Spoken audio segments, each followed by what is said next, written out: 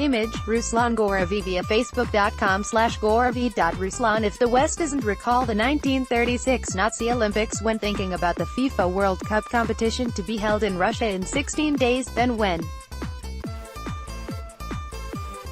Well, Tada Gutmacher asks, adding that unfortunately it appears the West doesn't understand what is taking place, and won't boycott as it did in 1980, when the USSR invaded Afghanistan.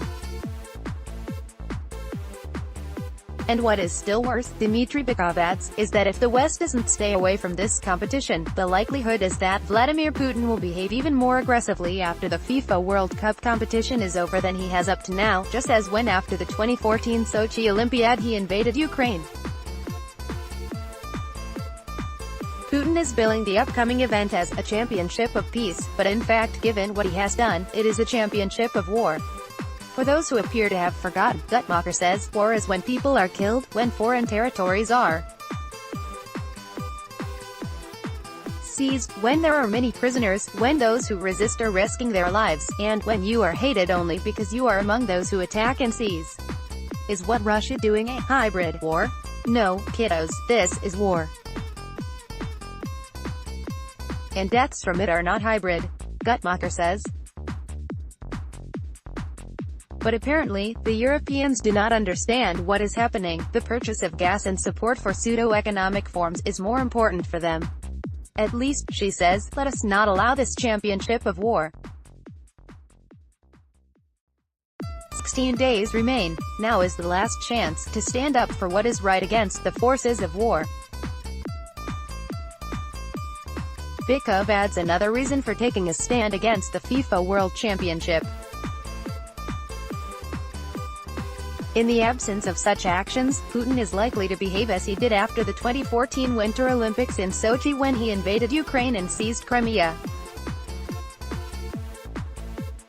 After the World Cup, we can expect the same thing that we saw in March 2014, a sharpening of the foreign policy agenda and the fateful seizure of small but significant portion of a neighboring country. One would think that the West would finally understand that, but unfortunately the evidence is otherwise. Putin doesn't care about the love of his own people or the love of others. He knows these are always temporary things. What he wants is fear, and fear among foreigners in particular. We are the big red machine. Putin wants them to understand. And he especially wants the West not to interfere with his celebrations of himself as at the FIFA World Cup. But not everything is going as he wants. Sentsov is on a hunger strike. The International Commission has blamed Moscow for the downing of the Malaysian jetliner MH17, with 298 people on board, and the war in the Donbas is getting worse.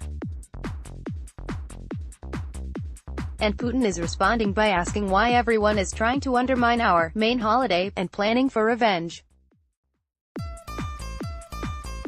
The Kremlin leader clearly hopes he can intimidate everyone into doing what he wants, and in that he has succeeded, because of fears that he will otherwise behave even worse. But that didn't work in 1936 and it didn't in 2014. No one should be fooled now. Only a tough line, and in this case a boycott, can send the right signal. Read more.